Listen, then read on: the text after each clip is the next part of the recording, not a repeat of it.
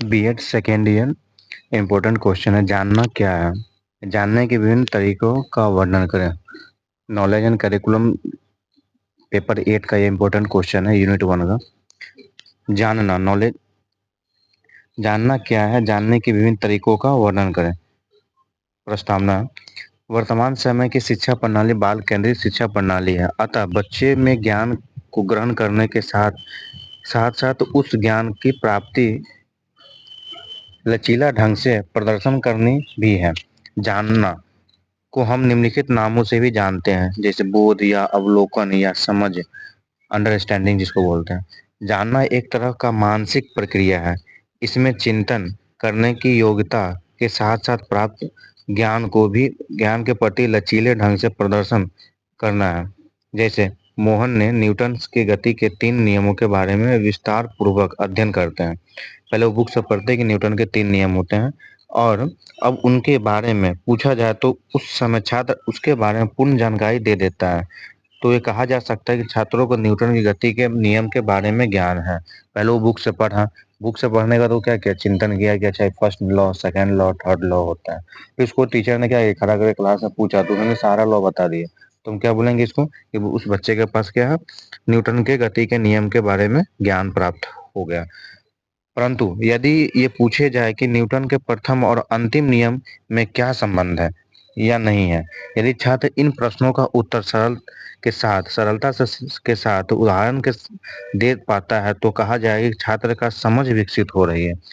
मतलब हम तो उसको ये बता रहे न्यूटन का फर्स्ट लॉ होता है, सेकंड लॉ होता है, थर्ड लॉ होता है, लेकिन ये तो नहीं बताया था कि फर्स्ट लॉ और थर्ड लॉ में क्या डिफरेंस होता है। लेकिन बच्चा खुद ही अगर इस चीज को बता दे तो मतलब बच्चे के अंदर एक समझ, मतलब वो चिंतन करना शुरू कर चुका है कि क्या डिफरेंस होता है।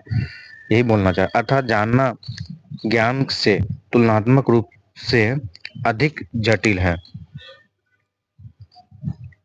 जानना का अर्थ क्या होता है, परिभाषाएं क्या होती है, meaning of definition of knowledge. Knowing, जानना का सामान्य अर्थ होता है विषय के प्रति समझ और लचीला ढंग से प्रदर्शन की क्षमता से है। छात्र इस तथ्य को ध्यान में रखकर अधिगम का उचित प्रकार से सीखते हैं यह आवश्यकता अनुसार लचीले ढंग से प्रस्तुत करते हैं, जिसमें तथ्यात्मक एवं अवधारणात्मक ज्ञान सभी को समझा जा सके या समझ आ सके। विभिन्न विद्वानों या शिक्षा शास्त्री ने अपने तर्क एवं चिंतन के आधार पर जानना का निम्नलिखित परिभाषाएं दी हैं। एस के दुबे के अनुसार से अवधारणा, तर्क, चिंतन एवं ज्ञान एक वह परिणाम है जो एक बार विकसित होने पर आगामी चिंतन एवं निर्णय में महत्वपूर्ण भूमिका को निर्वाह करती है। बोसिंग के अनुसार से अवधारणा किसी देखी हुई वस्तु की प्रतिमा है। जानना की विशेषता, कैरेक्टरिस्टिक्स ऑफ नॉलेज। जानना की निम्नलिखित विशेषताएं हैं। फर्स्ट विशेषता जानना या अवबोध भी कहा है। जानना का दूसरा नाम अवबोध भी है।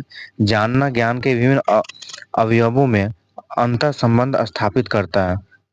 जानना के द्वारा या अवबोध के द्वारा हम तथ्यात्मक ज्ञान को अवधारणात्मक समझ में परिवर्तन कर देंगे।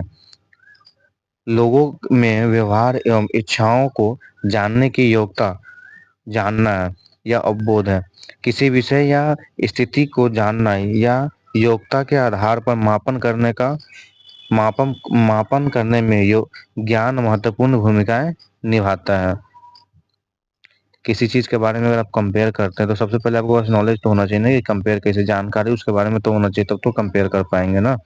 किसी विषय या स्थिति को ज्ञान एवं योग्यता के आधार पर मापन करने में अवबोध या जानना महत्वपूर्ण भूमिका निभाता है। अवबोध या जानना का प्रमुख विशेषता यह है कि सामान्य वर्ग से संबंध है, कल्पना एवं वास्तविकता से संबंध स्थापित करता है।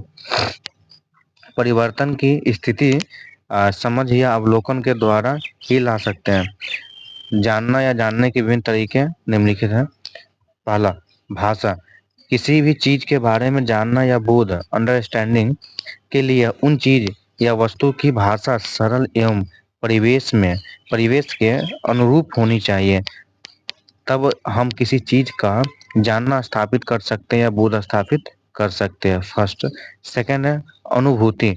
अनुभूति के माध्यम से जब हम किसी घटना या प्रक्रिया या वस्तु को प्रत्यक्षीकरण करते हैं, अर्थात सोच समझकर देखते हैं, तब ये जो निष्कर्ष प्राप्त होता है वही जानना है। थर्ड है परिभाषित करने के योग्य बनना। ज्ञान का वास्तविक रूप प्रदान करने के लिए इसको परिभाषित करना होता है, और ये जब परिभाषित हो जाता है तब वह जानना हो जाता है। अधिसंज्ञान या बहुसंज्ञान। अधिसंज्ञान एक ऐसी प्रक्रिया है जिसमें छात्र विविध स्थितियों के बारे में संरचना का विकास करता है, जिसके आधार पर विविध क्षेत्रों में संज्ञानात्मक विकास, मानसिक विकास की प्रक्रिया संपन्न होती है। जब कोई बालक में अधिसंज्ञान का गुण आ जाता है तो वह किसी चीज के बारे में जानना का गुण आने लगता है। मतलब किसी चीज के बारे में हल्का सा नॉलेज धीरे धीरे क्या करता है, वो इसके चीज के बारे में जानना स्टार्ट कर देता है। अधिसंज्ञान की प्रक्रिया बालक के जन्म के बाद ही प्रारंभ हो जाती है, और यह सर्वोत्तम विकास है। सबसे अधिक विकास इसका किशोरावस्था में होती है। कल्पना, किसी चीज के बारे में सोचते हैं जिसको हम बोलते हैं। कल्पना एक ऐसी मानसिक प्रक्रिया माना जाता है जिसके व्यक्ति अपने मानसिक मस्तिष्क में किसी छवि या तथ्य का एक आभासी प्रतिबिंब बनाता है। जैसे किसी चीज के बारे में सोचते हैं या जानकारी लेते तो बैठे बैठे नहीं इमेज फॉर्म करता, चाहे वो था, ये था, मतलब किसी चीज के बारे में हम लोग सोचते हैं। काल्पनिक चीज में, काल्पनिक जो होता नहीं सामने, लेकिन उसके बारे में हम लोग क्या सोचते हैं। अतः कल्पना का गुण जब बालक में आने लगता है तो बालक को जानना के गुण आने लगता है। मतलब उस चीज के बारे में क्या चिंतन करने लगता है, सोचने लगता है। अंतर्जनित ज्ञान। अंतर्जनित के सहज ज्ञान की अवधारणा से जोड़ा जाता है। अंतर्जनी का प्रयोग अधिकांशतः नैतिक मामलों में किया जाता है, जिसमें माध्यम से गलत या सही का निर्णय लिया जा सके। अंतर्जनित किसी भी व्यक्ति का अपना निजी अनुभव होता है, जो यह विभिन्न परिस्थितियों एवं तथ्यों को परिप्रेक्ष्य में प्राप्त करता है। अंतर्जनित के द्वारा जो चिंतन आता है उनके द्वारा नए समाधान प्रस्तुत करता है। 7वां नंबर स्मृति या मेमोरी बोलते हैं। स्मृति वह माध्यम जिसके माध्यम से व्यक्ति अपने पूर्व ज्ञान को वर्तमान स्थिति में प्रयोग करता है, तब वर्तमान ज्ञान को स्मृति के सुरक्षित रखता है। पहले से कुछ जानते थे, नॉलेज था, अब कोई तरह का इवेंट है तो उसके बारे में उस ज्ञान को अभी ला करके क्या करना, कंपेयर कराना कि ये चीज सही है या गलत है। निष्कर्ष, क्वेश्चन का निष्कर्ष है हम लास्ट में लिखते जो हम लोग क्वेश्चन कंप्लीट होने के बाद। उपयुक्त विवरण से यह स्पष्ट होता है कि वर्तमान समय में बाल केंद्रित शिक्षा प्रणाली को देखते हुए बच्चों में अब बोध या समझ विकसित जरूरी होना चाहिए। इसलिए छात्रों को प्रत्येक विषय का तथ्य एवं धारणाओं को ठीक से समझे, अर्थात सैद्धांतिक ज्ञान के साथ साथ व्यवहारिक रूप से भी विभिन्न तथ्यों को साथ व्यवहारिक रूप में विभिन्न तथ्य को समझे। ये नहीं कि बुक खत्म हुआ, चैप्टर खत्म हो गया, कहानी खत्म हो गया, उस चीज के बारे में समझे, ठीक है ना, कि वो क्वेश्चन में डेली लाइफ में कहीं यूज हो सकता है या नहीं हो सकता है, यही कहना चाहता हूं।